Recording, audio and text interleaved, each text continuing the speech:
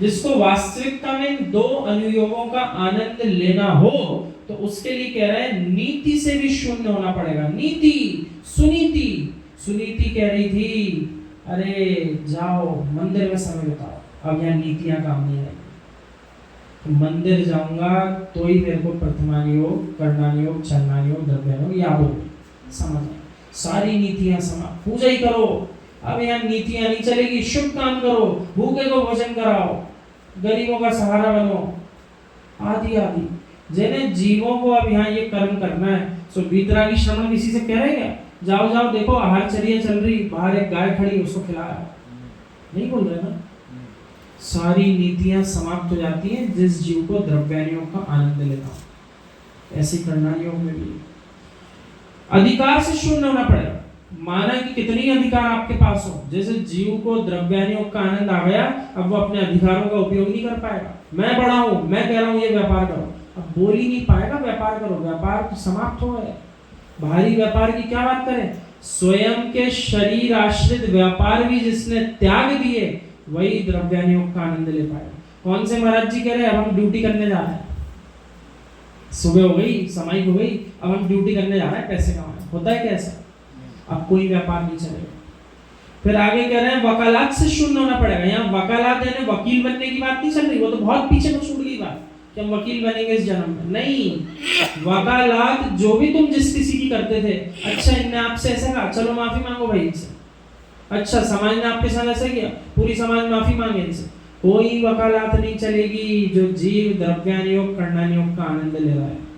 अब तो स्वयं की आत्मा की वकालत चल रही है, मेरी आत्मा से कौन से कर्म बंधे थे, क्यों बंधे थे, कैसे छुटकारा पाऊं, कैसे दूर करूं, ये वकालत चलेगी। अब दूसरों के लिए वकालत चलना बंद हो गई, इनका भला करना है, इनका नुकसान करना है, इनको ठीक करना है, अब कुछ नहीं कर सकते।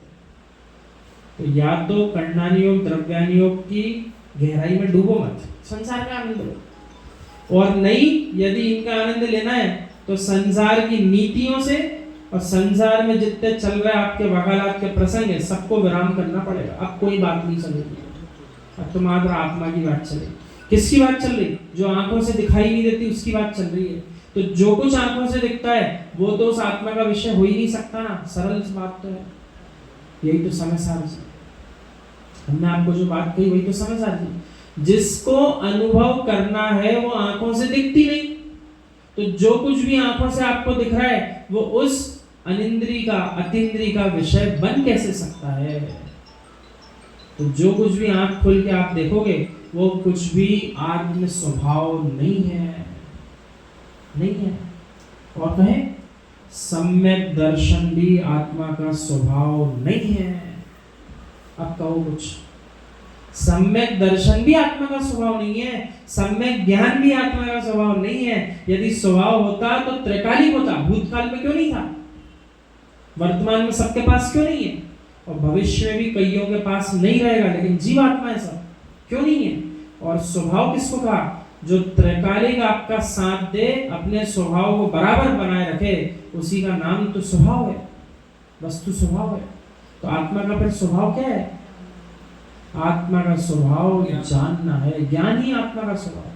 तो ज्ञान भूतकाल में था कि नहीं था, नरक में था कि नहीं था, त्रियंच में था कि नहीं था, निगोद की अवस्था में था कि नहीं था, अभी मनुष्य हो तो है कि नहीं है, और सिद्ध बन जाओगे तब भी ज्ञान रहेगा कि नहीं रहेगा, मात्र ज्ञान ही तो रहेगा, और क्या है।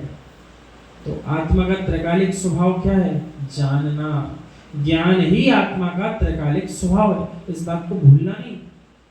यानी सम्यक दर्शन के ऊपर भी कोई विसंवाद करने आ जाए तो सम्यक दर्शन के नाम पे भी विसंवाद मत कर बैठना, वो भी आपकी आत्मा का त्रैकालिक स्वभाव नहीं है। कौन बोलेगा आपसे ये बात, है कोई जगत में जो आपको आके ही बात बोले।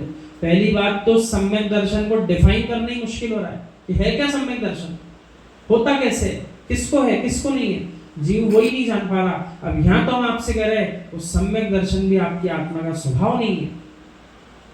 कितना गहरा जैन धरा, कितना गहरा जैन धरा, अहो आश्चर्य। इतने गहरे को सुनने के लिए भी शक्ति चाहिए, फिर इतने गहरे में डुबकी लगाने के लिए कितनी ताकत चाहिए, और फिर इसी डुबकी को बनाए रखने के लिए पूरा समय इसी में निकालने के लिए कितना पुरुषार्थ चाहिए। इसलिए आचार्य भगवंतों जैसे जीव पूरा समय स्वाध्याय करके, सामायिक करके, अपने इच्छा आवश्यक करके ही निकालते हैं, समय ही नहीं किसी के लिए। तुम बोलते रहो तुम्हें क्या बोलना, हम तो ध्यान ही नहीं दे पा रहे तुम क्या बोल रहे। तो उनका ध्यान तो कहाँ है? शून्योहम। इसका ध्यान शून्योहम पर है। इस जगत की संख्या से क्या करना? महाराज जी 1 करोड़ कमा लिया आज, मैं बहुत आनंदित हूँ। महाराज जी को क्या करना तेरे 1 करोड़ से? महाराज जी बहुत अच्छा चल रहा व्यापार, तो कह रहे हैं हम सारे जगत के व्यापार बंद करके यहाँ आ गए, अब तेरा व्यापार अच्छा चल रहा है, उससे हमें क्या करना? बेचारा भोला भाला जीव सब सुनाया जाता है। वे तो कह रहे हैं ये सब बातें तो हमारे चिंतन का विषय ही नहीं बनना चाहिए, हम क्या करें आपकी बात सुन। तो भोला भाला बेचारा भीड़ लगी सबकी बताने। क्यों बता रहे? हमारे गुरु हैं, हम बताएंगे इनको, और किसको बताएंगे? हम आनंदित हैं। लेकिन वे गुरु कह रहे हम जिस पद पर हैं, जिसकी वजह से तुम हमें गुरु मान रहे, हम उसी गुरुता का आनंद ले रहे हैं, हम तुम्हारी बात पे आनंदित नहीं हो पाएंगे। ये बता नहीं रहे, लेकिन ऐसे ही हो रहा है। ऐसा हो रहा है कि नहीं हो रहा है? कि महाराज जी भी लग गए, हाँ और बताओ कैसे व्यापार करते हो भाई, कैसे लूटते हो, 10 की चीज 100 में कैसे बेचते हो? कोई नहीं पूछ रहा है आपसे, सब छोड़ के आ गए होता। पहल भी नहीं करना इस बात की कि कमी हमारी नहीं है, उनकी है। ये भी कमी तुम्हारी है कि तुम अपनी कमी को नहीं देखकर उनकी कमी को देख रहे हो। बताओ कमी में कितनी कमी निकाल दी। ये भी तुम्हारी ही कमी है कि तुम दूसरों की कमी देख रहे हो, अपनी कमी को नहीं देख रहे। ये भी कमी है तुम्हारी। जिस दिन अपनी ही कमी दिखे, दूसरे की कमी दिखाई ना दे, उस दिन समझ जाना आत्मा मोक्ष नियम से जाने वाली है। तो अपने अंदर इतनी कमी है, अपन पूरी नहीं कर पाए, और हम तो अपन गृहस्थी वाले जीव, अपन क्या क्या विचार करें? जो मिथ्यात्व में पड़े उन्हें सबसे पहले अपनी कमी देखना चाहिए। अरे मैं अवरत समय दृष्टि नहीं बन पाया, मैंने क्या किया?